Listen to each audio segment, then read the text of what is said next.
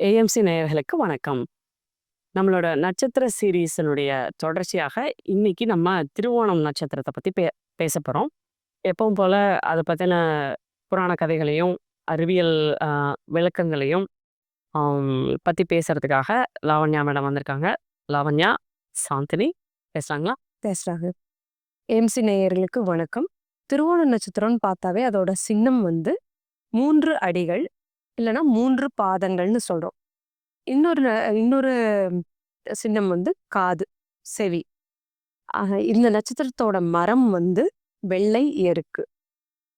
இந்த நட்சத்திரத்துக்கான தெய்வமும் சரி, இந்த நட்சத்திரத்துக்கான தேவதையும் சரி, 2மே விஷ்ணு பகவான் தான். ஓகே. ஆம்.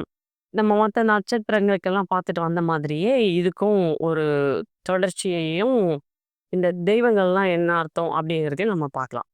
நம்ம போன நட்சத்திரத்துல என்ன பார்த்தோம்னா, உத்திராடம் பார்த்தோம் இல்லையா? உத்திராடம்ங்கிறது வந்துட்டு, எதிர யாருமே நிக்க முடியாத மாதிரியான ஒரு ஸ்டாம்பிங் யானை அப்படிங்கிற மாதிரி, ஒரு ஆற்றலை சொல்லக்கூடிய ஒரு நட்சத்திரம். அதனால அது செயலை வந்து ஒரு வெறிகொண்டு பேஷனேட்டா பண்ணக்கூடிய ஒரு நட்சத்திரம். அப்போ அந்த செயல்கள் வந்து எல்லா விதமான செயல்களையும் அந்த விஸ்வகர்மாவின் துணையோட எல்லா செயல்களையும் செய்யக்கூடிய தன்மை இருக்கு. அப்படிங்கிறதுனால அதே இடத்துல வந்து என்ன ஆகும்னா, கர்வம் தலைக்கு ஏறக்கூடிய தன்மையும் உருவாகும். ஏன்னா ஒரு வெற்றி, ஒரு எதிரியே இல்லாத ஒரு வெற்றி அப்படிங்கிறது வந்து, ஒரு போட்டியே இல்லாத வெற்றிங்கிறது வந்து கண்டிப்பாக கர்வத்தை கொடுக்கக்கூடியது. அப்படி ஒரு விஷயம் நடக்கும்போது, அந்த செயல் முடியும்போது அதுல நம்ம எலிமினேட் பண்ண வேண்டியது எப்பவுமே ஒரு செயல் நடக்குதுன்னா, அதுல வேணுங்கிற விஷயம் இருக்கும், வேண்டாத விஷயம் இருக்கும். அப்போ இதுல இருந்து இப்ப அடுத்த நட்சத்திரம் வந்து என்ன சொல்லப் போகுதுன்னா, இந்த வேண்டாத விஷயம் அப்படிங்கிறது வந்து எப்படி எலிமினேட் பண்ணப்படுது அப்படிங்கிறது தான் சொல்லப்பட போகுது. விஷ்ணு தான் வந்து இந்த உலகம் நிலைத்து சஸ்டெயின் ஆயி இருக்கிறதுக்கான தெய்வம்.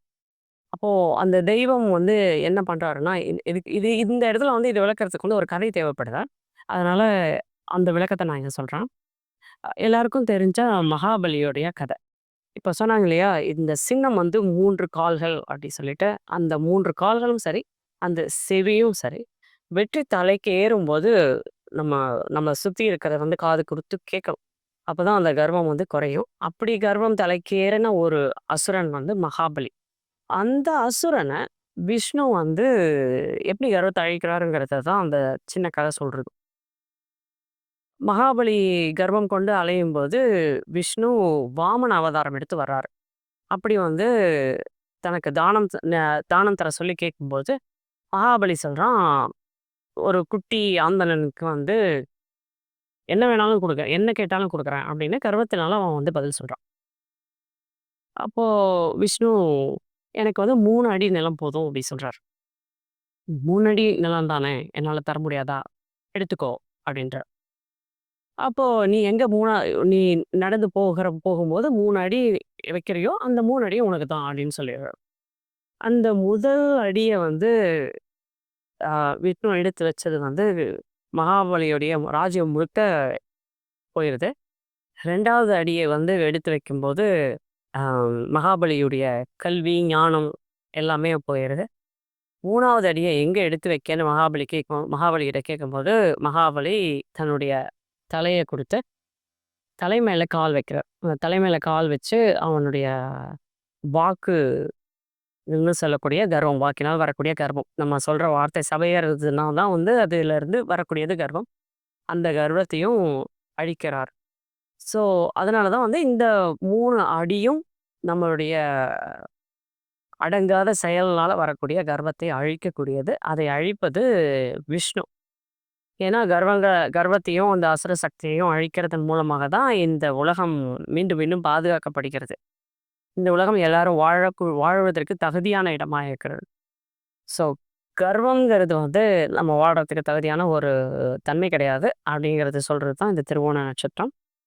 இதுக்கு மேற்கொண்டு இருக்கக்கூடிய சில கதைகள வந்து லாவண்யா மேடம் சொல்லுவாங்க. அ அழகா எக்ஸ்பிளைன் பண்ணீங்க. இப்ப இதிலிருந்து நம்ம பார்க்கறது என்னன்னு பார்த்தீங்கன்னா, இப்ப 3 அடி நம்ம பேசுறோம் இல்லைங்களா? இந்த 3 அடியுமே வந்துட்டு அன்ஈவன் ஸ்டெப்ஸ் அப்படின்னு சொல்றோம். ஒண்ணு வந்து ராஜ்யத்தை எடுத்ததுனால பூமியில வைக்கிறாரு. இன்னொன்னு வந்து தலையில வைக்கிறாரு அப்படிங்கும்போது, அது கொஞ்சம் பூமிய விட்டு மேல அப்படிங்கிறதெல்லாம் இருக்கு இல்லைங்களா? அப்ப இந்த 3 அடிகளுமே வந்துட்டு ஒரே மாதிரியான அடிகள் இல்ல. அப்ப இது வந்துட்டு அன்ஈவனா இருக்கு. அப்ப சரிசமமான பாதையில இல்ல. அப்போ இது வந்து என்ன நமக்கு சொல்லுது அப்படின்னா, இந்த நட்சத்திரத்துல இருக்கும்போது, "ஆத்துல ஒரு கால், சேத்துல ஒரு கால்" நம்ம படிச்சிருக்கோம் இல்லைங்களா? இந்த சொற்றொடர்.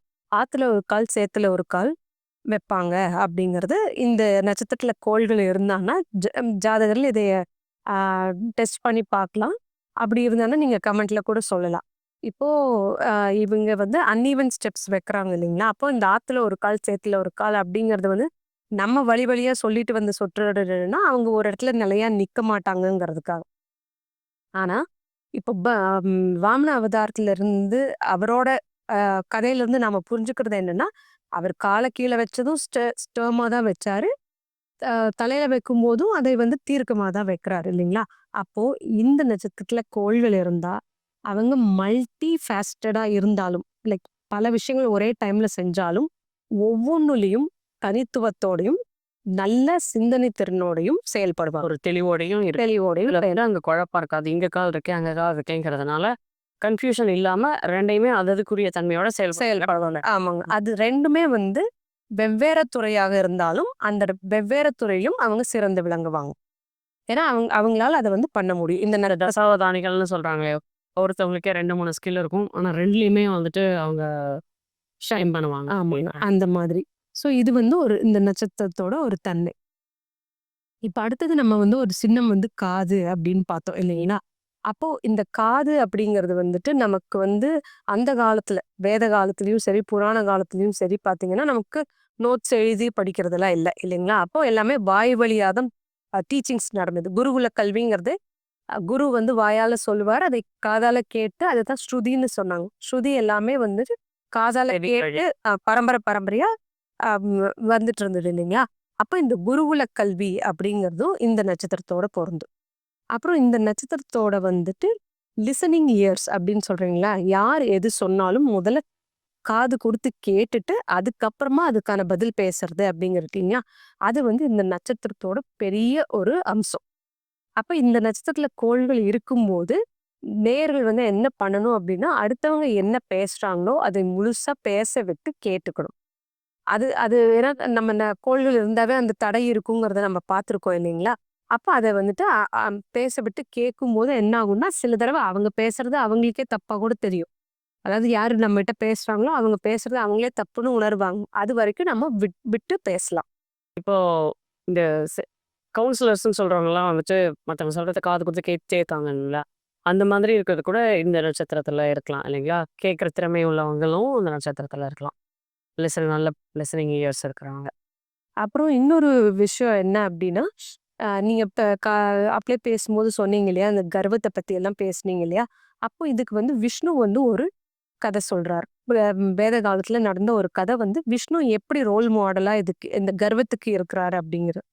அப்போ தேவர்களுக்குள்ளார ஒரு போட்டி வருது. எல்லா தேவர்களும் சேர்ந்து ஒரு போட்டியிடுறாங்க. அதுல வந்து யார் ஒருத்தர் தர்மத்தின் படியும், ஆ நியாயத்தின் படியும், ஆன்மீகத்தின் படியும் உயர்ந்து நிக்கிறாங்க அப்படிங்கிறத பார்க்கறக்காக போட்டி போடுறாங்க. அப்படி போட்டி போடுறவங்களுக்கு ஸ்ரீங்கிற பட்டம் குடுக்கப்படும் அப்படின்ட்டு இதுதான் அதோட ரிவார்டா வச்சு போட்டி போடுறாங்க. அப்படி அந்த போட்டியில வந்து விஷ்ணு ஜெயிக்கிறார். அப்ப இத்தன பேரையும் ஜெயிச்சவரா விஷ்ணு வரும்போது, அவர் என்ன பண்றாருன்னா, தன்னோட 3 அம்புகள் அந்த 3 அடிகள இந்த 3 அம்புகளாவும் இங்க யூஸ் பண்றாங்க. 3 அம்புகளை விட்டு தன் தலையை தானே கொய்துக்கிறார். எதுக்கு அப்டின்னா, தன்னோட கர்வம் இதனால வந்த இந்த வெற்றியினால வந்த கர்வம் வந்து தலைக்கு ஏறக்கூடாது அப்டிங்கிறதுக்காக ஆ கொய்துடுறார். அப்போ அந்த தலை என்ன ஆகுதுன்னா, வானுக்கு போயிருது. பூமி சாரி பாடி வந்து பூமியிலேயே விழுந்துருது. அப்ப இந்த ரத்தம் வழிஞ்சோடும் இல்லைங்களா? அப்ப அந்த இந்த இந்த வெற்றியை கொண்ட ஒருத்தரோட ரத்தத்தை வந்து தனக்கு கிடைச்சா நல்லது அப்படின்னு சொல்லிட்டு எல்லாரும் போட்டி போடுறாங்க. அதுல எப்பவும் போல இந்திரன் ஜெயிக்கிறார். அப்ப இந்திரன் ஜெயிக்கிறதுனால என்ன பண்றாருன்னா, அந்த ரத்தத்தின் வழியாக அவரோட பராக்கிரமத்தை தனக்கு கிடைக்கும்படி எடுத்துக்கிறார். அதனால் இதிலிருந்து தான் வந்துட்டு இந்திரன் எல்லாருக்குமே தேவரான தலைவனா வருது. தலைவனாக வருது. இந்த கதையிலிருந்து நாம புரிஞ்சுக்கிறது என்ன அப்படின்னா, இந்த நட்சத்திரத்துல கோள்கள் இருக்கிறவங்களுக்கு அவங்களோட high level management level managers இருக்காங்க. இந்த ஒரு கம்பெனி துவக்கறதுல இருந்து ஆரம்பிச்சு அதோட மேல்மட்ட மேனேஜர்ஸ் இருக்காங்களா, அவங்களோட எல்லாம் டைரக்டாவே இவங்களுக்கு வந்துட்டு பேசும் திறன் இருக்கும். இல்ல அந்த அளவுக்கு இவங்களோட திறமைய பார்த்து அவங்களால ஐடென்டிஃபை பண்ணி, அவங்களே இவங்களோட இன்டராக்ட் பண்ற மாதிரியும் இருக்கும். ஸோ அந்த மாதிரியான தொடர்புகளினால இவங்களால வந்து ஈஸியா வந்து கம்பெனிக்குள்ளார இருக்கிற அரசியல்களை ஜெயிக்க முடியும். இப்ப எப்படி இந்திரன் ஜெயிச்சார் இல்லைங்களா? அத வச்சு அவரோட ரத்தத்தோட பராக்கிரமத்தை எடுத்து மத்தவங்க எல்லாம் ஜெயிச்சாங்க இல்லையா? இந்த மாதிரியான தன்மை வந்து இந்த நட்சத்திரம் சொல்லுது. அப்ப இந்த நட்சத்திரத்துல கோள்கள் இருக்கும்போது, ஆ ஜாதகர் வந்து என்ன பண்ணணும் அப்படின்னா, அவங்களோட ஹை லெவல் மேனேஜர்ஸோட இன்டராக்ட் பண்றதுக்கான சூழ்நிலை கிடைச்சுதுன்னா, கூச்சமே படாம தயவு செஞ்சு போயிட்டு இன்டராக்ட் பண்ணணும். ஏன்னா, அது பிற்காலத்துல அவங்களுக்கு கண்டிப்பா உபயோகம் இருக்கும். ஓகே. ஆல்ரைட். சூப்பருங்க. ரொம்ப நல்லா விளக்கம் சொல்லியிருக்கீங்க.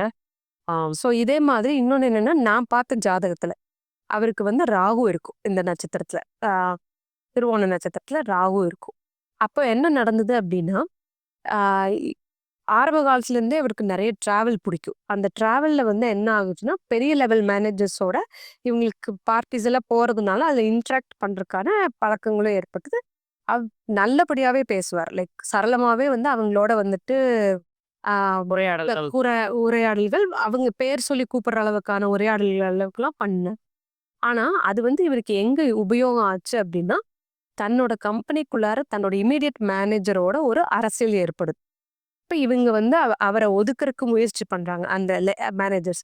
அப்போ அந்த ப்ராஜெக்ட்ல இருந்து இவர ஒதுக்கவே முடியாத அளவுக்கு மேலிடத்துல இருந்து பிரஷர் வந்தது. இருந்து தான் ஆகணும் அப்படிங்கிற மாதிரி. ஸோ அந்த தொடர்பு வந்து அவங்களுக்கு எந்த இடத்துல வந்து ஒரு ஆ அதுவும் ராகு இருந்ததுனால அந்த கான்ட்ரோவர்சில வந்து உள்ள பூந்து அவங்களே வந்து இல்ல இந்த ப்ராஜெக்ட்ல இவங்க இருந்து தான் ஆகணும் அப்படின்னு சொல்ற அளவுக்கான விஷயங்கள வந்து நம்ம நேரடியா பார்க்க முடியும் இந்த நட்சத்திரத்தோட தன்மைகள வச்சு. ஓகே. எனக்கு கூட அந்த மாதிரி அ பார்த்துருக்கேங்க.